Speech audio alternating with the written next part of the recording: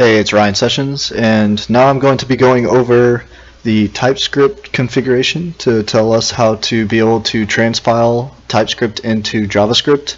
But before I just wanted to make a note of something that I probably should have mentioned last video, and that is Angular versioning. So beforehand, there used to be Angular 1, and it was an MVC style format, and it was pretty successful. And then Angular teamed up with Microsoft and the TypeScript team to write Angular 2. Now what they're doing, and if you see this in a lot of job postings, is they're on Angular 4. And everybody's always asking, oh, well, are you using Angular 4 yet? Well, to clear some of the confusion that the developers are having in the community these days, is Angular 4 is just the version number. So one of the things is Google dropped AngularJS down to just Angular. So anytime you hear Angular, it's Angular 2. And anytime you hear Angular 4, it's Angular 2. What the 4 means is the version number. So if you see right here in our package.json, we're using Angular 2, or just Angular, version 4.2.3. So if you guys are doing a lot of Googling on how to do this in Angular, how to do that in Angular, and you guys aren't finding any search results for Angular 4, try searching for Angular 2 or just Angular. I usually search for Angular 2 when I'm looking up a problem, because if you search for Angular, sometimes it still comes up with AngularJS, which is version 1 point whatever, and it was coded in a completely different way, and you get lost down the rabbit hole. So just for future reference, Angular 4 is the same thing as Angular 2. It's version 4. It's all called just Angular now instead of AngularJS. Happy searching. So back to the topic of this video, TypeScript. So we're coding things in TypeScript. We need to compile it down into JavaScript. How do we configure that so that we can pick which version of JavaScript we're compiling into, and tell it where to find our TypeScript files? Well, it's pretty easy. In Visual Studio, there's a file you can add to your project called a tsconfig file. It's under your Visual C# ASP.NET Core Web TypeScript JSON configuration file. Just like with package.json, it's got a default name. I would not recommend changing that, because if you do, then you have to go change your other packages that you're using to go look at this particular one. Where right now, for instance, if we use Webpack, it looks for a tsconfig.json at your project root by default. So two things: when you're adding these configuration files, keep their default naming convention, keep them at the project root. They're not inside the wwwroot, so don't worry, they're not going to be served with IIS. No one's going to have access to them. So let's go over what's in this tsconfig.json. So we have our compiler options, and we have an include or an exclude. So usually there's an opt-in or an opt-out approach. A lot of people by default use the opt-out approach, where everything's included until you exclude them specifically. So we're going to stay with that approach, and we're going to use this exclude property right here to say where we don't want to compile our TypeScript files. So the two folders we don't want to is our wwwroot, because that's where our final JavaScript files are going to be put in. So there should never be a TypeScript file in here. And our node modules, because these are third-party libraries. They should come packaged as is. We're not going to change them at all, because then if we upgrade the version number, it will overwrite them. We'll have to recompile them, and you're really not going to use the compiled version of those anyways. You're probably going to use the raw version, so we don't need to transpile these.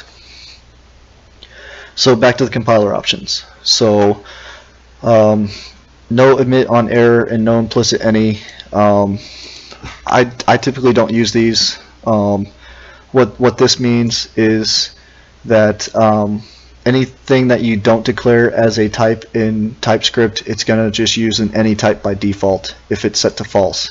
If you set it to true, it's going to block that functionality, and it's not going to default to any, so it's not going to be as flexible. Here, sometimes I still want my stuff to be omitted even though there's an error, because I watch the error logs, so just in case. I would turn that on for production, but even then you don't need it, because if you have a build error, you're going to know about it and not push it to production. You do want to remove comments. This is the same as what I was talking about before with minifying. It doesn't just take out blank spaces, but you can also have it take out comments, so that way your comments aren't getting pushed to the client where they can open up the Google Development Console and see exactly what you put there, or if something's broken and you put a comment that's saying how to fix it or something, or why it broke or whatever. They're not going to see any of your secrets. Source map, I typically don't use this. Some people do, because what it does is it creates your JavaScript file from your TypeScript file, and then it creates a mapping file as well that says whenever you're in this line for the JavaScript file, it matches up to this line in the TypeScript file. So that way if you're debugging, then wherever your error was thrown or your breakpoint set in the JavaScript file, you can see exactly where it matches up in the TypeScript file. I'm not really writing too much complicated TypeScript. I've never needed source mapping right now.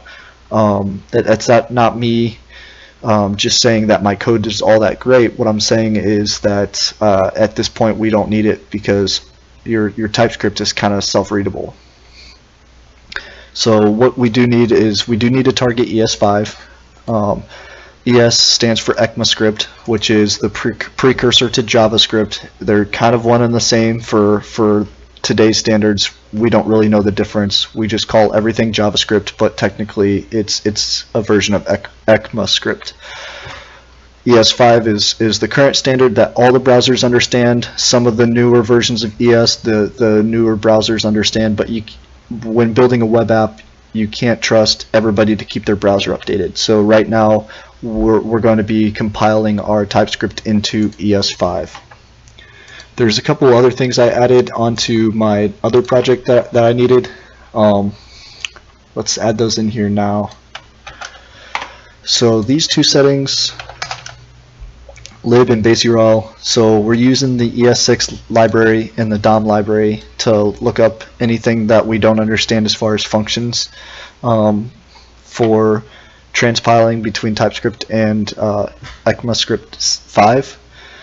We have a base URL set up. I'll go over this later, but right now it's just telling us what folder or what URL we're going to be putting all of our application code in. So we don't have that right now, but later on in a future video I'm going to be creating a client app folder underneath this project root.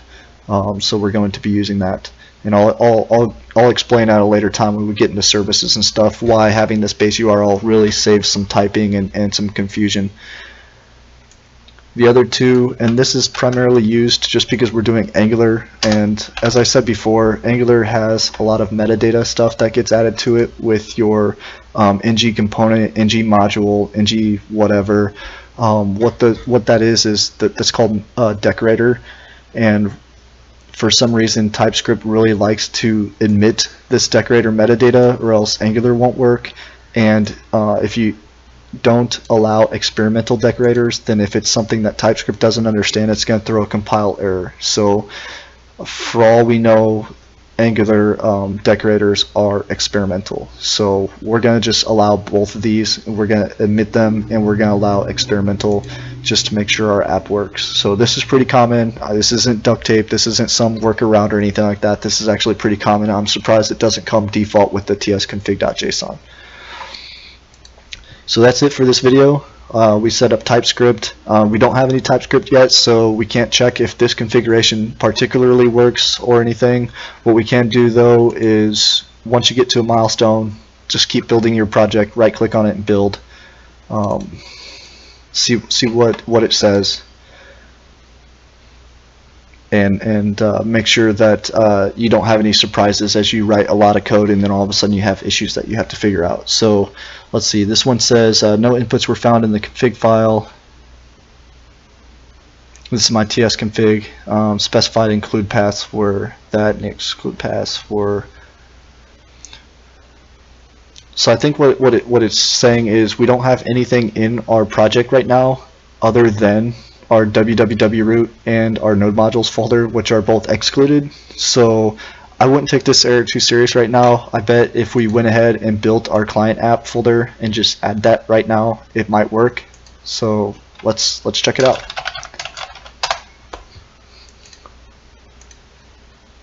So right click your project, hit build.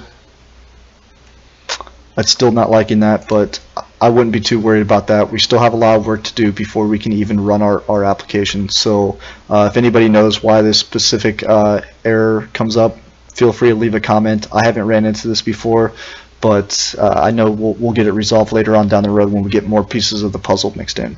So until next time, thanks guys.